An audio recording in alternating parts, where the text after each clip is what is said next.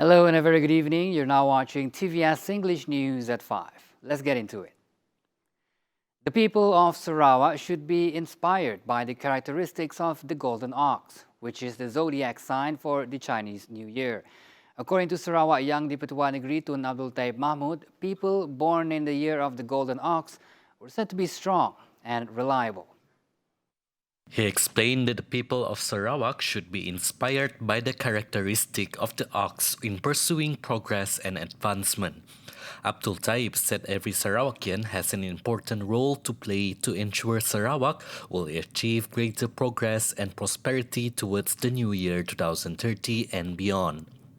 He said they must continue to be committed and determined to work harder towards achieving the development goals. Meanwhile, Abdul Taib said after 50 years of independence, the common sentiment of being a Chinese or Bumiputra had changed a lot as compared to the early days. He added further that this new trend has become the basis to strengthen the unity and solidarity of the people and moving closer together to become more united and meaningful members of the state and Malaysia as a whole. Following the movement restriction order that was announced after a few confirmed COVID-19 positive cases were detected at the Teachers Training Institute, IPG of Kidurong, the Sarawak Welfare Department had distributed dry food to the residents there. JKM Bintulu officer Tadi Ajin said the aid would be provided for 2 weeks, starting February 11th until February 24th. He said the dry food aid was to provide essentials to those who were affected by the restriction movement order and at the same time urge all the occupants to adhere to the standard operating procedures stipulated by the State Disaster Management Committee and the Bintulu Health Department. Moreover, the Bintulu Health Department would conduct case investigation and contact tracing in the affected area. According to the Sarawak Disaster Management Committee, SDMC, a new COVID-19 cluster dubbed the Nanga Lijan cluster in Julau district had been identified by the State Health Department. SDMC said this cluster involved 23 positive cases in the longhouse of Rumah Banyang. The committee said the index case for this cluster was a local man who had been screened at the Julau Health Clinic on February 1st after experiencing COVID-19 symptoms such as a fever and coughing since January 27. Following close contact screening, 22 more positive cases had been detected from this cluster. As of February 11 at 12 p.m., 116 individuals had been screened in relation to this cluster, where 23 tested positive for COVID-19, including the index case. 53 tested negative and 40 were still awaiting their lab test results. Meanwhile, there are 16 active clusters were recorded in Sarawak. Despite the COVID-19 pandemic, party machinery was urged to always be prepared to face any possibilities for the state elections and the general elections. Sarawak Assistant Minister of Youth and Sports, Dato' Snodan Lawan, said just like his own constituency of Balai Ringin, he always reminded his party machinery to prepare for any possibility. Di kawasan saya sendiri lah, di kawasan N30 Balai Ringin, memang kita sentiasa siap bersedia untuk untuk menghadapi pilihan raya. Bukan, saya rasa bukan sekarang saja lah, sebenarnya memang sudah lama juga lah. Yalah. Jadi buat tekat ini kita cuma kita dia buat policing lah, policing memastikan semua jentera tu dalam keadaan baik semua dan di mana-mana pun kawasan kita pastikan mereka sudah memang siap sedia. Snowden, who is also a Balai Ringin assemblyman, said as a representative of the people, the vision and mission of improving the constituency for the benefit of the people is also crucial in the efforts to advance it. To develop more atau mengembangkan lebih daripada yang sedia ada. Daripada itu juga dari segi bekalan air, dari segi bekalan elektrik luar bandar, dari segi konektiviti jalan hubung di mana-mana kawasan yang belum dihubung, kita akan sedaya upaya untuk memastikan jalan itu maksudnya di taraf sama ada dengan taraf untuk diperbaiki lebih elok lagi dan lebih baik lagi, banyak lagi banyak jugalah rancangan telah dijalankan selama saya menjadi wakil rakyat di kawasan N30 Beringin, tetapi kita tidak berhenti di sana. Banyak lagi, memang ada lagi rancangan-rancangan yang lain yang kita akan akan kita perhebatkan lagi lah. Welcome back. Prime Minister Tan Sri Muhyiddin Yassin will be the first Malaysian to get vaccinated with the COVID-19 vaccine when it arrives in Malaysia at the end of this month. The Minister of Science, Technology and Innovation, Khairi Jamaluddin, confirmed the matter.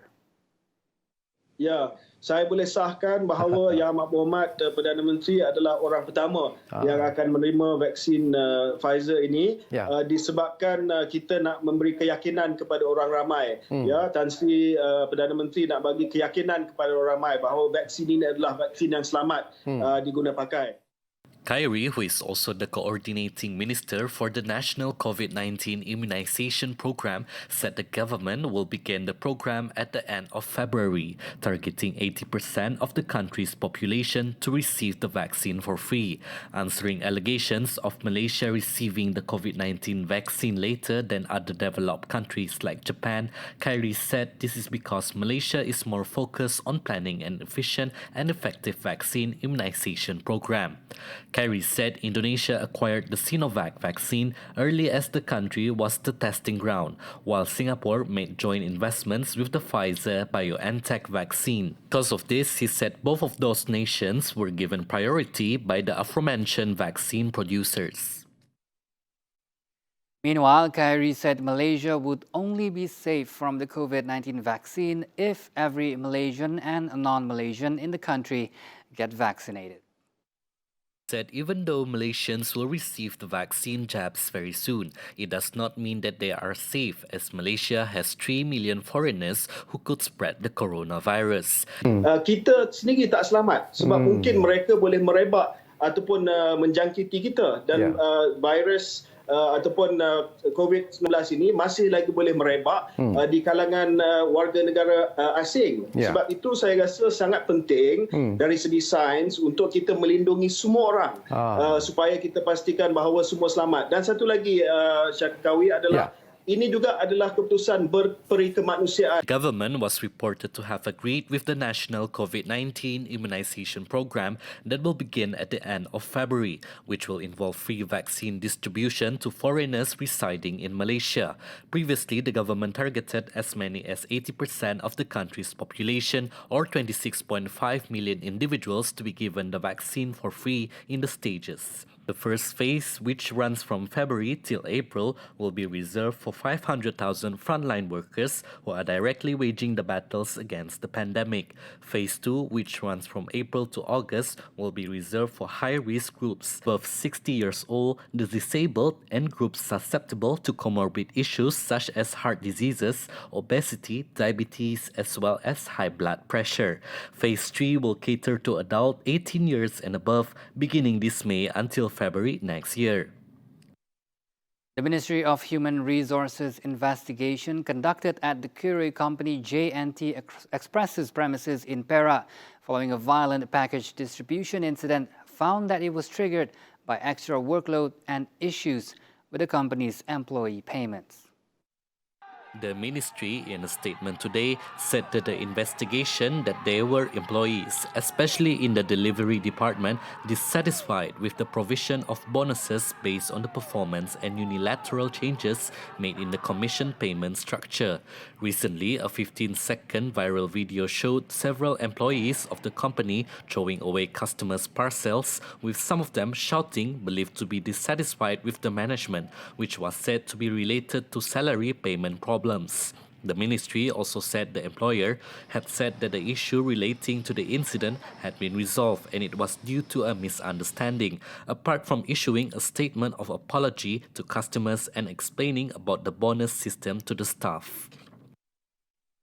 The country's population in the fourth quarter of 2020 was estimated at 32.73 million, an increase of 0.4% year-on-year. According to data from the Department of Statistics Malaysia, DOSM, 121,251 live births were recorded in the fourth quarter of 2020, which was a decrease by 2.5% as compared to the same period in 2019.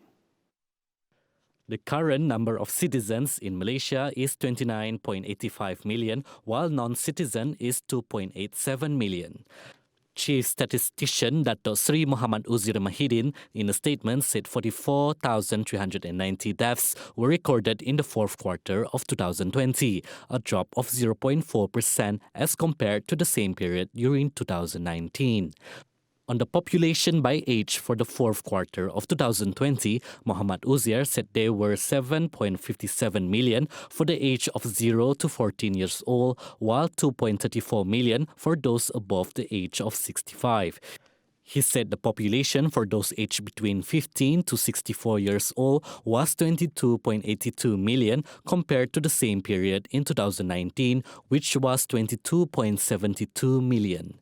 It was reported last month that the second phase of the Malaysian Population and Housing Census 2020, which involved face-to-face interviews, would be restructured based on 3 categories of the Movement Control Order implementation.